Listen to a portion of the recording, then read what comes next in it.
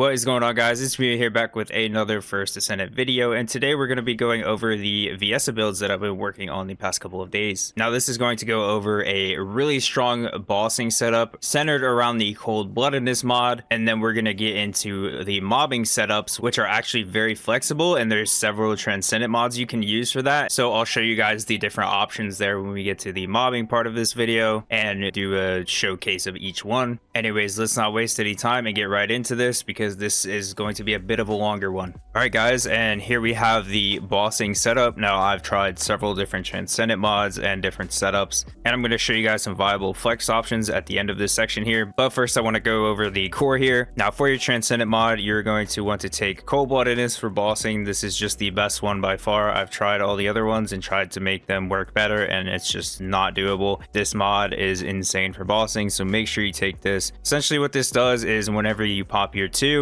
it's going to give you skill power increase, MP cost reduction, and the big thing is the cooldown reduction rate. This basically lets you get the max cooldown possible in the game, which is 90%. So by using this, you essentially get more skill power, and you're going to be able to spam your abilities like crazy. And Viessa's abilities hit very hard. Now this mod slot is always just preference. I do like using long distance maneuvering, especially for bossing. It helps you like hook their weak points and stuff easier, but whatever you guys want to use here is totally okay. Now for our baseline for survivability, we are going to start with increased HP. Obviously you want some sort of survivability for boss fights, and you can kind of flex that depending on the boss. But as a baseline, we are going to be using increased HP. Now for your base damage mods, I went with focus on chill here. This is going to allow you to get minimum cooldown in boss fights in the case that you don't have cooldown on your reactor. Now if you do have cooldown on your reactor, you could swap in chill specialist here. You get a little bit more damage, but I just prefer using focus on chill for the most part, because then it lets me put something else on my reactor that has more damage. And now you may be wondering, why is there only one base damage mod? Well, this build actually does not scale very well with power modifier, so we really just want raw skill power. And this is because if you look across Viessa's abilities here, all of her skill power modifier percentages are very high. Essentially what this means is that you want skill power, and the modifier actually is not going to do a whole lot. So we'll get into the next damage options, which are going to be your crit mods. Now you can see here I have skill insight, skill concentration, and front lines here. Now the reason I don't have all 4 crit mods is, one, that it's not entirely necessary, but 2, it limits your flexibility with this build tremendously and just completely ruins being able to do like anything else with it. So I really don't like running the 4th crit mod, and the 3rd one is going to do you plenty good. Viessa's base crit chance is 15%. Her base crit damage is 1.2, so you definitely want to scale the crit chance up a lot, because 15% is a very high base. And then there's a little flexibility you can get into with the crit. I will show you that when we get into the flex options. And for your last damage related mod, you're going to want to take Dangerous Ambush. This is just super OP for bossing, especially when the boss is knocked down. Your storm and all your abilities are going to do insane damage, as you can see in that clip at the beginning of the video. So definitely take Dangerous Ambush here for bossing. It is 100% the best ultimate mod for that. Now let's get into the utility mods. So your baseline, you're going to want to have MP conversion to reduce skill cooldown by a lot, and nimble fingers to also reduce skill cooldown by a lot. And your Cold-Bloodedness passive actually scales off of these, so the more cooldown, the more value you're actually getting out of that Cold-Bloodedness, similarly to Valby Supply Moisture. So with our focus on chill as well as these 2 mods here, you're basically going to get the complete maximum cooldown that you can have. And then for your other utility mods, again, this is just the baseline. There's a lot of flexibility here, which I will cover. Skill expansion is fantastic, especially if a boss is moving around a lot. This makes your blizzard hit them a lot more frequently and more reliably, so skill expansion is great. It is definitely underutilized, I think, on Viessa for bossing, but the value of it is tremendous for any boss that's moving around a lot, like Pyromaniac, Dead Bride. And then you have skill extension. Now one thing to note about skill extension is it's going to make your blizzard tick more times, but it's also going to make it so that the burst at the end of the blizzard actually takes longer to reach. So it depends really on the bosses that you're fighting. Sometimes this can be beneficial, and sometimes it can actually work against you. But as a baseline, I would definitely recommend running skill extension here. And now let's get into the flex options. So the first flex option you have here is, if you don't need as much HP, you can actually swap this out for Battle of Stamina. This is going to give you a little more duration expansion on your 4 ability as well as on your cold-bloodedness whenever you pop this too, so you won't have to pop it as often and you'll save some mana throughout the boss fight. But again, that duration can sometimes work against you as well. I typically just opt into taking increased HP, but this option is available. Now your next flex option is going to be focus on chill. If you feel that you don't use the cooldown or aren't benefiting from it, you can definitely swap that for chill specialist. Now again, this focus on chill is going to give you a lot of cooldown. If you do have cooldown on your reactor, then I would say you could opt into chill specialist, and that's not a bad move at all. I actually have cooldown on mine, so I opted to using chill specialist typically, but overall I would definitely recommend sticking with focus on chill unless you are in that same situation. Now as for skill expansion and skill extension, like I mentioned, sometimes skill extension can actually work against you with this duration, so there may be times that you want to drop this. Some viable options in that case where you don't want as much duration would be something like spear and shield, or if you want even more range for whatever reason, if you really want to make sure the boss doesn't escape, you can also do amplification control here so that you basically have max range. Now in the opposite vein, if you don't need any range for whatever reason, maybe you're one phasing the boss or they're just not moving a whole lot, you could throw spear and shield back in here. And then from here, maybe you want a ton of survivability because you really don't need that skill expansion. You could throw in increased defense if you want even more defense on top of the spear and shield. You could then throw back in skill extension over spear and shield. You get the idea. You can swap these out. There's a ton of different options here. You've got outstanding investment, MP Acceler are also great options. So it's kind of trial and error. Some bosses work better with certain setups and some work better with other setups. So it just depends on the boss. Then another swap you can make is front lines. You can change to emergency measures. Now I did the math out for these and they almost equal exactly the same DPS. If you did the DPS check over a million years time, they would be nearly identical. But emergency measures actually comes out by about a fraction of a percentage. Now the difference here is emergency measures is going to give you more consistent DPS, but front lines is going to give you more burst potential. So if you're going for like a one phase on a boss, front lines is probably going to be your better option. If you're going for like a boss with multiple phases, then I would definitely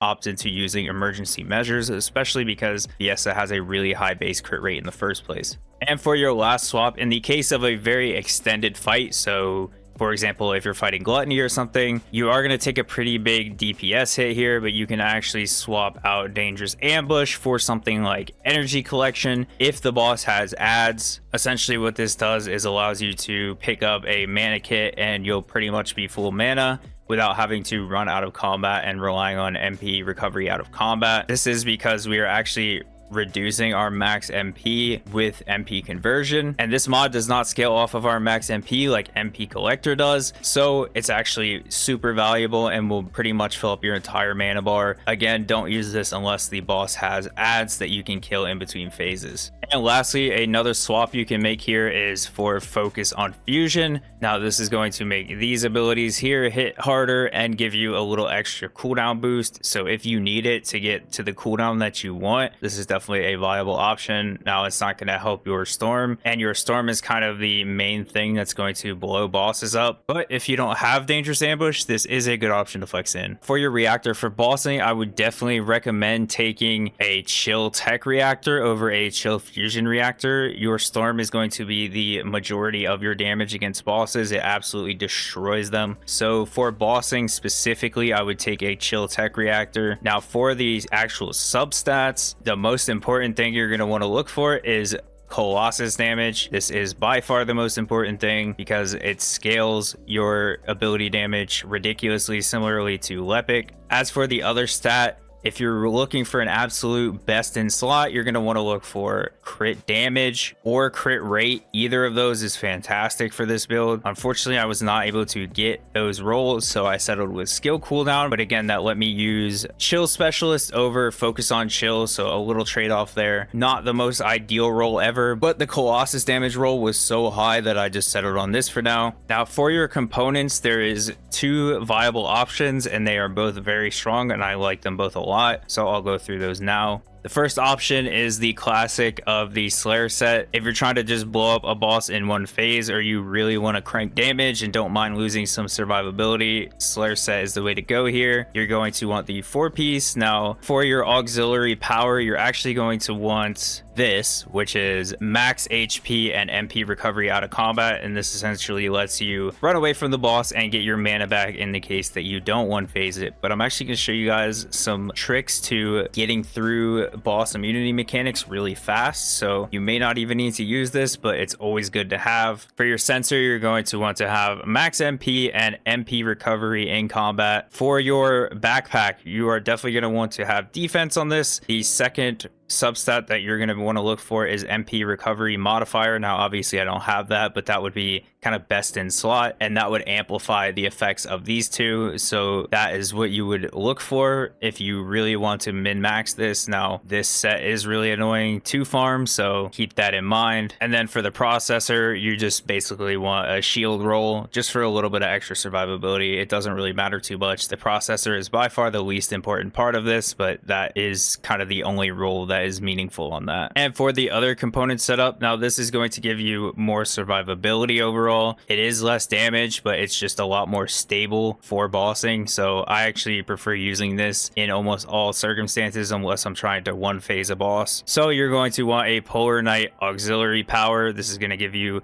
a ton of HP. You're going to want to roll HP on this as well as MP out of combat, similarly to the Slayer set. Now for your sensor, you're going to want to take the Annihilation sensor. The best rolls here are going to be max MP and then MP recovery in combat. Now I don't have that unfortunately, but you definitely want to try to get that. This set is pretty easy to farm. It comes from Devourer. So, and for your backpack, you're going to want to get defense and MP recovery modifier. Again, this is going to amplify the effects of MP recovery out of combat as well as MP recovery in combat, and then defense obviously for the survivability. And for your processor, you're going to want to get a Polar Knight processor. Again, this gives you a lot of HP. And then your substats, you're going to want to get max shield if you can. Now, obviously I didn't get that unfortunately. Now this set comes from Dead Bride, so not too bad to farm. If you have a juiced out epic, you can one-shot her consistently, so that is one way to farm it if you have it. Now with this setup, you're going to be getting 6.2% chill skill power, so not quite the 26% from Slayer, but again, you're getting extra survivability. And then you're also going to get the skill duration from the Annihilation set to make your abilities last a little longer, as well as your cold-bloodedness last a little longer. Now if you don't have any of these components, just your standard components, again, the important things you're going to be looking for is MP recovery out of combat, max MP, MP recovery in combat, MP recovery modifier, and then you want to stack as much HP and defense as you possibly can. Now as far as guns go, there is a couple guns that synergize really well with Viessa. One is going to be the Blue Beetle, and that is because whenever you use one of her fusion abilities, so her 1 or 3 for example, it's going to give you some extra skill crit hit rate, so very powerful. Unfortunately, I don't have this gun currently maxed out, so I am not using it, but I do want to get to the point where I am using it. This would be my go-to gun for sure. And then another great gun that synergizes with Viessa is the Clairvoyance. It's going to essentially reduce chill resistance on whatever you're shooting. It charges up in 3 stages of a beam and reduces chill resistance by a lot, so your abilities are going to hit a lot harder. Again, I don't have this maxed out. This gun is very important to max out before actually using, so I wouldn't recommend it unless you have it maxed out. I currently have neither of those guns maxed out. I'm using a Thunder Cage here, and I'll just show you what I'm using for bossing real quick. This is my bossing setup, and then here is the mobbing setup. I'm not going to go too deep into this, but I just want to show you guys in case you had any questions about it. So at the beginning of the video, I did show you a one phase of the Pyromaniac, but I actually want to show you guys a really cool trick to fighting bosses that go into immunity phase. This is going to work across a lot of different bosses, so I will demo that here. So I got him into immunity phase, should come up in just a second here. And now if you look, I'm throwing my Qs just a little bit over his back. So that first one hit for 600k and the second one hit for 200k. and it blew up his immunity spot almost instantaneously. 2 shots from that and it was gone. Now this does take practice. You kind of have to place it far enough away where it's not going to hit his actual body, because then you'll get the immunity status, but it will hit the thing on his back. And this works for pretty much every boss that has a similar mechanic. So again, Dead Bride, Executioner, Swamp Walker. It does take practice. It's definitely a skill cap thing, but if you can get good at it, it can be an incredibly strong and consistent way to break immunity phases on bosses. And then, as is tradition, we're going to kill the Devourer. Now Viessa is actually not great at blowing the Devourer up because he is strong to chill damage, but I will go ahead and just showcase a kill of that. Now I definitely didn't play this perfectly by any means, but this is kind of when I was just getting into practicing with the build, so definitely a messy one. Again, when the boss is down, you definitely want to make sure you have a storm on them. You're getting that extra 50% from the dangerous ambush, which absolutely cooks them. So sloppy kill here, but 36 seconds, not horrible. I could definitely run that back a couple times and get that down, but I just wanted to show you guys one way you can fight the Devourer. And for the last boss kill here, I tried to test my luck against Dead Bride. Now she has the highest show resistance of any boss, so you do a lot of reduced damage to her. This one's definitely a rough one, but just a quick damage showcase so you guys can kind of see it. This is obviously a boss that Viessa is not going to be able to one phase. So again, like I showed you with Pyromaniac, you can throw those spears at her arms, and if your aim is good and you are practiced, you can actually blow those up. Now it is a little harder because of her resist, but anyways, this one took about a minute 30 to finish, so we'll go ahead and move on to the next section, but you kind of get the idea here. I just wanted to show you guys the damage against, say, a boss that is really immune to everything you do. And now let's get into the mobbing setups here. So first I'm going to go over the cold-bloodedness mobbing setup, and then I'm going to show you 2 others with 2 different transcendent mods. Now you're going to see a lot of similarities to the bossing setup here, but there's a couple changes that we made for mobbing, so I'll explain those and then we'll get into the flex options. So again, we are taking cold-bloodedness, and this is a preference mod, whatever you want to use here. Now for this, I do take increased HP just as a baseline, and then for basic damage mods, we're going to go with focus on chill, and we're going to go with focus on fusion. Now this mod is going to buff our 1 and our 3, so the damage on those, and our blizzard is going to do enough damage from the focus on chill where we don't need anything else. And again, the scaling is just not that great anyways, so focus on fusion is going to give us a little extra damage on our 1 and 3, but also we're getting that cooldown so that we can run additional damage mods on our reactor, and it matches the polarity, which is perfect for this. Now for our crit mods, again, we're going to go with skill insight as well as skill concentration. Now for mobbing, I usually like to take emergency measures over front lines because it is more consistent overall, and we don't really need that extra burst of crit damage for mobbing because of how much damage we're already doing. So I like front lines for bossing. For mobbing, I do prefer emergency measures. It's just more consistent. And then for our utility mods, again, same thing. We're going to take MP conversion for the cooldown, nimble fingers as well for cooldown, skill extension because skill duration, especially when mobbing, is very helpful so that you can spam your blizzard all over the place, and obviously skill expansion so that our blizzard is big. And this also applies to our 1 and 3 and makes them also very big AoEs. So pretty straightforward here, but let's get into some flex options. So similarly to the bossing setup, you can flex in battle stamina if you want that extra duration, if you don't need the HP. This flex option makes more sense during mobbing because typically you're not going to be taking as much damage as if you're doing an intercept fight, so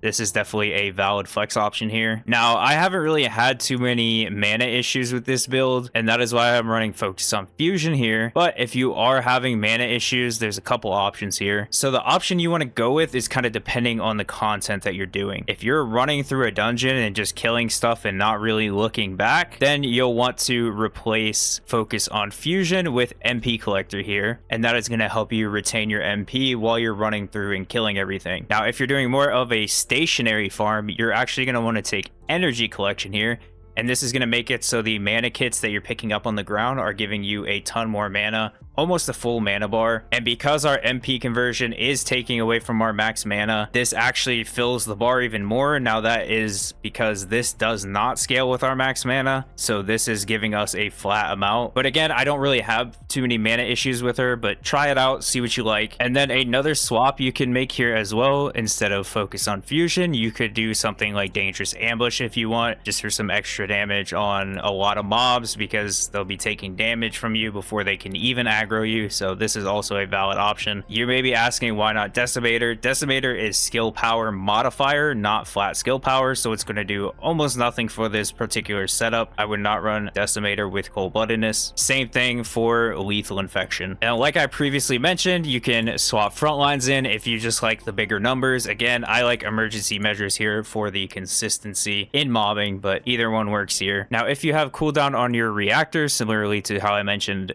during the boss setup, you can throw in chill specialist here instead of focus on chill. Your cooldown will be a tiny bit above the minimum, but you get a little extra damage, so it's kind of up to you which one you want here. And then again, your other options come down to your rutile polarities here. So maybe you want to have maximum range. Her maximum range is 250%, so we could throw on amplification control in place of skill extension here and get max range. Say you want a ton of duration on your abilities, you could throw in skill extension again, and then throw in something like maximize duration and get a ton of duration on your abilities. You could throw in spear and shield if you want more damage for whatever reason. You could throw in increased defense. I mean, same things as the boss setup here. It's super flexible, so depending on what you're doing, you may need more range, you may need more duration, you may need more tankiness. You can make those swaps here. Now, as far as your cooldown mods go, I typically don't touch these. I kind of leave them. I think they're very necessary, but there are options if you really want to. You could swap in time distribution for MP conversion if you'd like some extra survivability,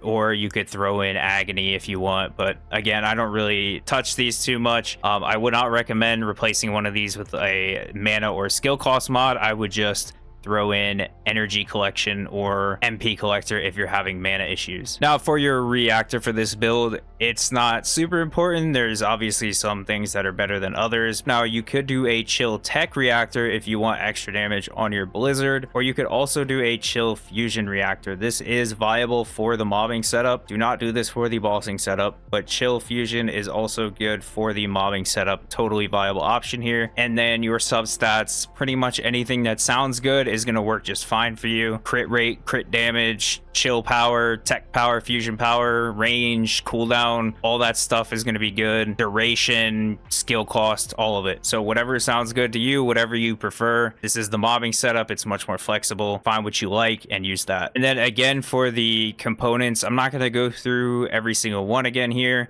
I'm just going to give you kind of the overview, but you can use the 4-piece Slayer set similarly to the boss setup, or you can use the 2-piece Polar Knight and 2-piece Annihilation, or just freeball it if you want to just use whatever gives you the most tankiness. That's also totally fine. Again, this is mobbing setup. It's very flexible. Use what you like. So I'm going to show you a quick clip of running some damage in the lab here, and you can see that this build absolutely pumps insane damage. And then I will also run a little clip here to show you guys kind of using this in an actual scenario. This build is super fun to use, insanely powerful. I would say it is probably the best mobbing build. It's a close between this and Absolute Zero, and I'll show you Absolute Zero next because that one is also super fun to use and super strong. But as you can see, this does a lot of damage. All right, so now we're going to get into the next mobbing setup, which is extremely strong. This is based around the Transcendant mod Absolute Zero. So essentially what this does is when you use an ability, it no longer uses your Ice Shackle, which if we take a look here, Ice Shackle basically slows the enemy's actions and move speed, so they'll attack slower and move slower. But who cares about all that? This mod makes it so whenever we land a critical hit, we inflict Frostbite on the target, and successfully inflicting Frostbite triggers Ice Sphere. So basically what Frostbite does is it's going to make the enemy take more chill damage from us, so we're just going to be doing more damage overall. And also every time we crit, we spawn a sphere around us that flies to an enemy and blows up and does a bunch of damage. Now that sphere is on a cooldown of 6.4 seconds, but it does a lot of damage and it's an AoE, so pretty cool. This mod does like a million things, so stay with me. The TLDR of what the mod does on top of all this is every time you crit something, you inflict a dot, but it also modifies our 2 on top of all that. So our abilities are now all inflicting dots every time that we crit, but it's also modifying our 2 to now do continuous damage whenever something is walking across it. Now, if you look here, without absolute 0, our 2 is not doing any damage at all. If we throw this on, our 2 is now doing quite a lot of damage. So you can run around with your 2, leave a trail behind you that's going to cook all the enemies that walk over it. Your crits are applying dots everywhere. You're spawning ice spheres that are flying all over the place. The mod does a million different things. It's super powerful for mobbing, debatably more powerful than cold-bloodedness for mobbing. Now, I did try this build in bossing and I just could not get the results that I was getting with cold-bloodedness, but as far as mobbing goes, this transcendent mod is insanely strong. So anyways, I'm going to go through the mods real quick. As far as flex options go, pretty much just refer to the previous 2 sections. It's the same exact deal here. So we're going to take increased HP, focus on chill, again, our crit mods, and then you definitely want to take emergency measure with this because we are trying to crit as much as possible to proc the ice sphere effect and the frostbite effect. And then your 4 utility mods here, all flexible. This mod here as well is completely flexible. Same thing to the cold-bloodedness flex options. You can utilize those here. Now, the last thing to note about this before I get into the reactor is that this transcendent mod changes all your abilities into singular abilities. So very important. So for your reactor, you are going to want to go with a chill singular reactor. Nothing else is going to work well here. All your abilities are now singular, so make sure you get a chill singular reactor. As far as your substats, the number one thing you definitely want to look for is going to be skill critical hit rate. That is what is proccing a bazillion effects off of our transcendent mod. So make sure you get something with at least skill critical hit rate. After that, it doesn't really matter. Ideally, you get something like crit hit damage or range or duration or something like that. Whatever is good for mobbing. If you can get that as a second roll, awesome, but make sure you prioritize the skill critical hit rate. And then for components, I'm not even gonna go through it a third time. You guys know the deal here. Slayer set or 2-piece polar, 2-piece annihilation, whatever you guys want. So I'm gonna show you guys a quick clip here of some damage testing in the lab, and you can see that this thing is proccing dots all over the place and doing a ton of damage. It is extremely strong, and you are able to put ice trails and storms and all kinds of crap all over the place and just kill everything that walks within a 10-mile radius of you. It's super, super strong. It's really hard to say if this is better than cold-bloodedness. I think it's really kind of dependent on the farm you're doing.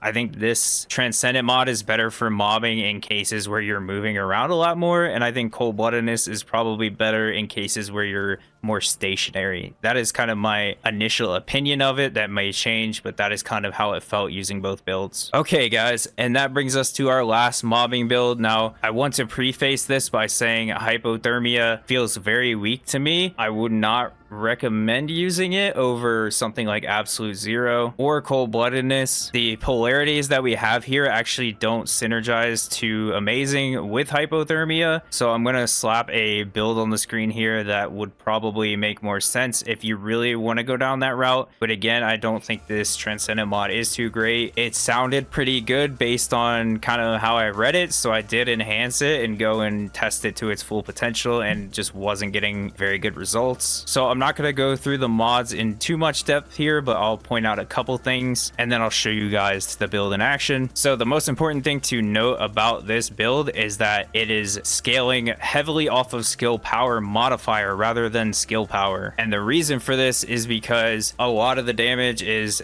based off of this here. Our ice needles, which are doing, if you can see at the bottom here, a very low amount of skill power, which essentially means that modifier is going to be more important in this case. So we're going to build for skill power modifier rather than flat skill power to kind of spike up the damage of the ice needles, which is your dot damage. So with our polarity restrictions here, you can see a lot of the mods are the same here, but just to point out a couple of changes. We do put Technician here instead of Nimble Defense, and this is because cooldown isn't quite as important on this as it is on Absolute Zero and on Cold-Bloodedness. So we put Technician on. This is going to give us a ton more damage on the actual dots themselves. And then the other mod that looks a little out of place is going to be Decimator. Now you can see Decimator gives skill power modifier, not skill power. So that is actually really good for this build. It's going to ramp up our damage as we start killing things and make the dots hit harder and harder. Even with all this stuff, I did try damage testing multiple times and the damage numbers just weren't coming anywhere close to Absolute Zero and Cold-Bloodedness. I think ideally you build this around like duration and flat damage and maybe drop some of the crit stuff like I kind of showed in the build that I threw up on the screen. But this is what we can do with the polarities that we have here. Similarly to Absolute Zero, you're going to want to look for a reactor with chill and singular. This is going to ramp up your dot damage. Now, because crit is not as useful in this setup, you could look for things like duration or chill or singular power boost, as well as something like cooldown, because you're not going to have the minimum cooldown because we're not using Cold-Bloodedness. And once more, component wise, Slayer set 4-piece or your Polar Knight 2-piece, Annihilation 2-piece, whatever you guys prefer, or just free ball it. It's up to you. And now here is a clip of just kind of the lab test damage, and you can see it is pretty underwhelming. Now obviously we're not getting the boost from Decimator, so it would do more damage out in the open world, but it's still not even anywhere near close to the other two builds. So I do think if you are going to go with this route, you go more of a duration route and kind of build it almost like it's a Freyna, where you're putting these really long-term dots on things and they kind of just die 10 minutes later. I would definitely stick to Cold-Bloodedness and Absolute Zero. And then Viessa's other mods, I'm going to keep it real, they are pretty useless in their current state. Hopefully some of them get buffed. Okay guys, we made it through. I am almost out of breath. This was a long one. I had so much fun making this build though, and this video. I really do hope you guys enjoyed it. I have one quick announcement before I get to the outro here. Currently I'm not monetized on YouTube. Now I am working on that, but we are not there. If you guys want to support me financially, which you absolutely do not need to, just being here supporting me by watching the videos and leaving comments and interacting is more than I could possibly ask for. But if you guys want to contribute financially, I did set up a Patreon. I'll leave the link in the description of all my videos, including this one, as well as on my profile page. It will go to things like peripherals to help support making these videos, as well as things like video editing software, which is not free, unfortunately. And there's some plugins that could help me with editing the videos as well to just kind of make them better. So things like that is where the money will go. And then also it will help me to accelerate my content in first Descendant. If you know, you know. And then possibly occasionally a coffee here and there. Now, as far as benefits go in terms of the actual Patreon, I don't want to offer any sort of incentive or benefit because I don't want you guys thinking of this as a service, but rather as just you wanting to support the channel. So if you do decide that you want to support me on Patreon, I will put your name into my future videos at the outro section, unless you request otherwise, then I can definitely take it out. But yeah, that is something I figured that I would do. So if you guys do want to help me financially with kind of upgrading some things and being able to make content more frequently, that is a great way to do it right now, because again, I am not monetized on YouTube at this current moment. When I am, I will let you guys know. So if you are contributing on the Patreon, you can pull that back once you know that I'm monetized. That is totally up to you. Anyways, thank you guys so much for watching. This was definitely my favorite video to make to date, and I can't wait to keep making more. Next Descendant video is going to be Ultimate Ajax build, and next weapon is going to be Afterglow Sword. I'm almost done with that, so that should be out pretty soon. And then I have some kind of shorter form video ideas that I'm going to be putting out in between these builds because they take so freaking long to make, so look out for that. But yeah, that's it guys, we're almost at 2K, so thank you so freaking much. You guys are absolutely amazing. I cannot thank you enough for the support thus far. I'll stop rambling though. I'll catch you in the next one guys, and I hope you have a wonderful weekend.